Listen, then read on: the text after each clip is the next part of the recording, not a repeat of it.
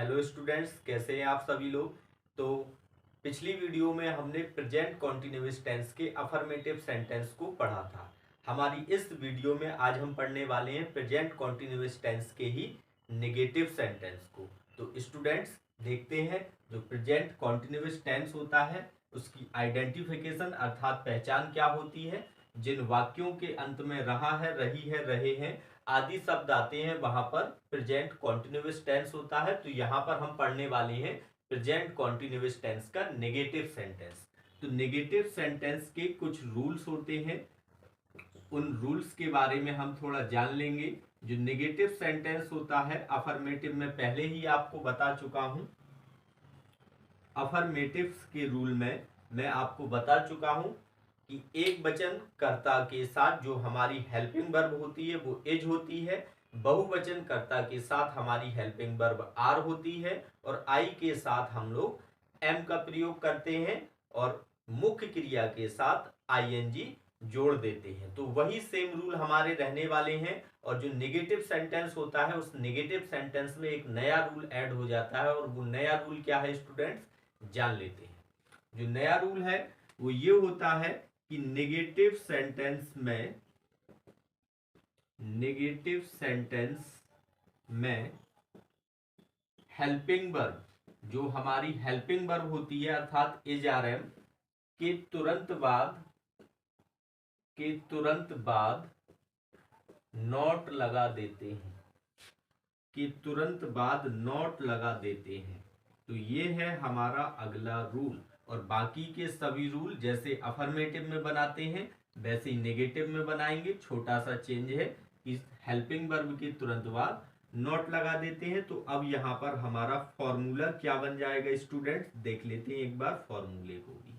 तो फॉर्मूला हमारा यहाँ बन जाएगा सब्जेक्ट प्लस हेल्पिंग वर्ब, और हेल्पिंग वर्ब के तुरंत बाद नॉट, उसके बाद मेन वर्ब और मेन वर्ब में आईएनजी जोड़ देंगे, उसके बाद ऑब्जेक्ट अर्थात कर्म, उसके बाद प्लस अन्य शब्द अर्थात अदर वर्ड। तो ये हमारा नया इस फॉर्मूला बन करके तैयार हो गया। अब हम जान लेते हैं इसके एग्जाम्पल्स के बारे में। तो आइए स्टूडेंट्स नेगेटिव सेंटेंस के कुछ एग्जाम्पल्स देख लेते हैं। तो एग्जाम्पल्स में फर्स्ट एग्जाम्पल में ले लेता हूं। नंबर फर्स्ट, वह एक गीत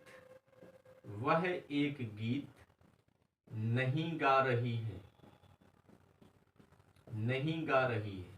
तो स्टूडेंट्स नेगेटिव की पहचान क्या होती है कि इसमें नहीं शब्द आता है।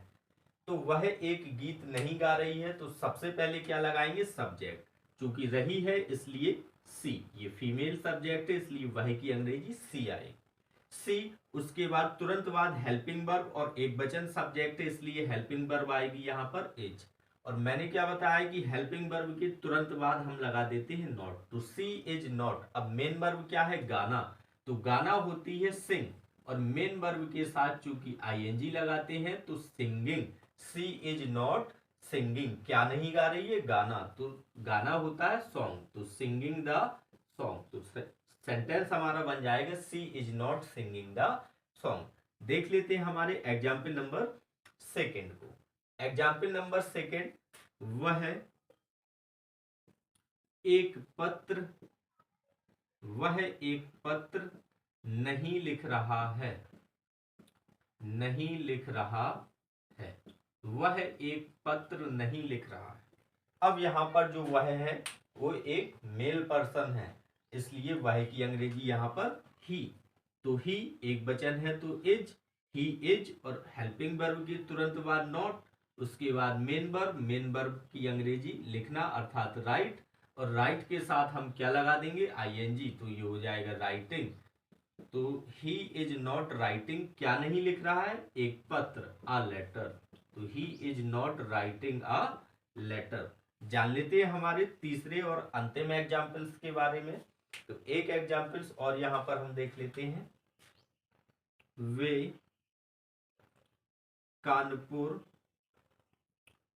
कानपुर नहीं जा रहे हैं। वे कानपुर नहीं जा रहे हैं। हाँ, तो सब्जेक्ट यहाँ पर वे, तो वे की अंग्रेजी हो जाएगी दे। और दे चूंकि सब्जेक्ट प्लूरल है और प्लूरल के साथ जो हेल्पिंग वर्ब आती है वो आती है आर, तो दे आर, और हेल्पिंग वर्ब की तुरंत बाद हम लगा देते हैं नॉट, तो they are not. Main verb है जाना अर्थात गो, गो मीन्स जाना, और मेन वर्ब के साथ आईएनजी तो हो जाएगा going. They are not going, कहाँ नहीं जा रहे हैं, कानपुर, तो to Kanpur. They are not going to Kanpur. तो स्टूडेंट्स ये था हमारा प्रेजेंट कॉन्टिन्यूअस टेंस का नेगेटिव सेंटेंस। इसके बाद इंटेरोगेटिव सेंटेंस के लिए मिलते हैं हमारी नेक्स्ट वीडियो में। तब तक के लिए टाटा बाय बाय।